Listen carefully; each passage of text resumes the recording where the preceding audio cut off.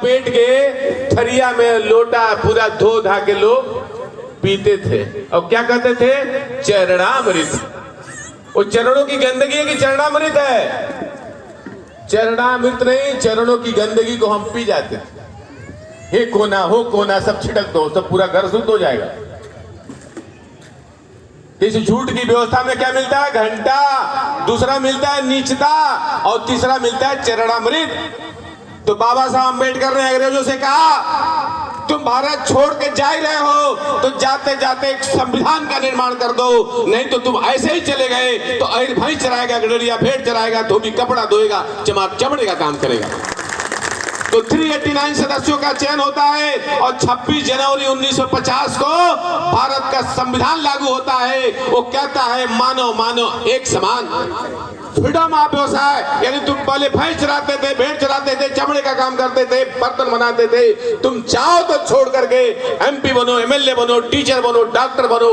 तो बताइए हमको मनुस्मृति वाला संविधान चाहिए, हिंदू धर्म का संविधान चाहिए या बाबा साहब अम्बेडकर द्वारा बनाया हुआ संविधान चाहिए?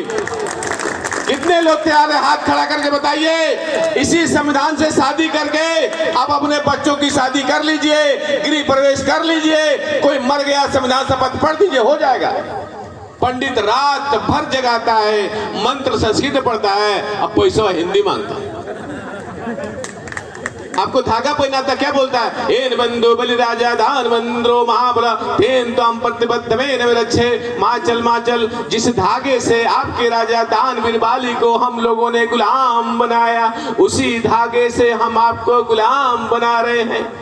माचल मत, हिल्ला मत, हिल्ला मत, गुलामी में पड़े रहो। अहिर हो तो भाई चला के दूध के पहुंचाओ और कोई काम मत करो, नहीं तो ब्रह्मा जी नाराज हो जाएंगे। धागा क्या है? गुलामी का प्रतीक। कुत्ता दो तरह का होता है, एक पालतू एक फालतू। पालतू के गले में पट्टा रहता है, फालतू खुला घूमता है। ब्राह्मण आपके हाथ का धागा दूर से देख के समझ जाता है कि ये हमारी झूठ की व्यवस्था का फालतू। कुत्ता बोलना ठीक नहीं है, मैं भी पहनता था। हम जब मिशन चालू किए, भाईंदर में यादव जी है, मैं बोला भैया जरा भूख लगी है कुछ खिला दो। मैं घर पहुंचा, चूड़ा खा रहे हैं, दूध पी रहे हैं, चाय भी मंगा रहे हैं, और जैसे हम पहुंचा सब हटा लिया। बोला अब आप यादव जी नहीं रहे, अब आप शूद्र बन गए हैं, हमारे से आपसे कोई लेना देना नहीं है। हमने बोला अखिलेश यादव जी का कुर्सी कौन धोया, किससे धुलाया गया? गाय के मूत्र से। हिंदू धर्म में आपका स्थान क्या है? मूत्र से भी नीचे। बताइए उस धर्म में रहेंगे? जब मैं उनको समझाया, सावित्रीबाई फुले जयंती रखा था यही भांडुप में, मौर्या हाल में, तो चाय भी पिलाया, चूड़ा भी खिलाया और 500 रुपया भी दिया। बताइए झूठ की व्यवस्था में ज्ञान की देवी कौन है? जय हो सरस्वती माई, जो स्कूल खोला ही नहीं, जो रियल में स्कूल खोली 1848 में, वो पढ़ाने गई तो लोगों ने कहा तुम हिंदू धर्म की डाइन हो, हिंदू धर्म के अंदर शूद्र को पढ़ाना, नारी को पढ़ाना पाप है, तुम पाप कर रही हो।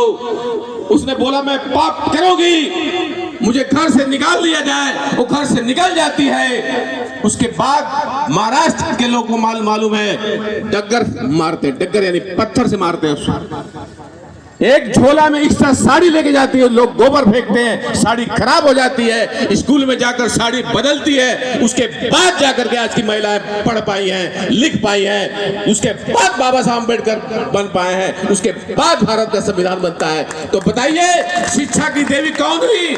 सरस्वती हुई या सच की व्यवस्था में सावित्रीबाई फुले हुई? सावित्रीबाई फुले की जयंती 3 जनवरी को आप लोग मनाएंगे कि नहीं मनाएंगे? अगर 85% के लोग सावित्रीबाई फुले की जयंती मनाएंगे तो ब्राह्मण का एंटीना खड़ा रहेगा या टेढ़ा हो जाएगा? उसका एंटीना खड़ा करना है या टेढ़ा करना है? अगर हम ब्रह्मा के पैर से निकले हुए लोग हैं तो मैं इस मंच से ऐलान करता हूं, उस ब्रह्मा का पैर को मैं अलग करता हूं, ब्रह्मा को मैं लूला बनाता हूं। हमारा मिशन है ब्रह्मा को लूला बना दिया जाए। देखता हूं कितने दिन चलता है। हमारे लोग ये मोर्चा वो मोर्चा, अरे कुछ नहीं, ब्रह्मा को पहले लूला करो। आपके घर में भगवान है, मत हटाओ। मैं तो कहता हूं महापुरुष लाइए। मैं तो कहता हूं आपके घर में भगवान है, रहने दीजिए।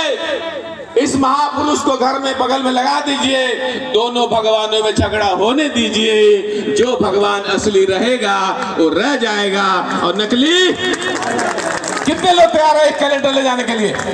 कोई पैसा नहीं देगा, चलेगा। मैं रेलवे की नौकरी छोड़ करके सारा पेंशन इस कैलेंडर में लगा दूंगा। सारे लोग फ्री में लेके जाओ।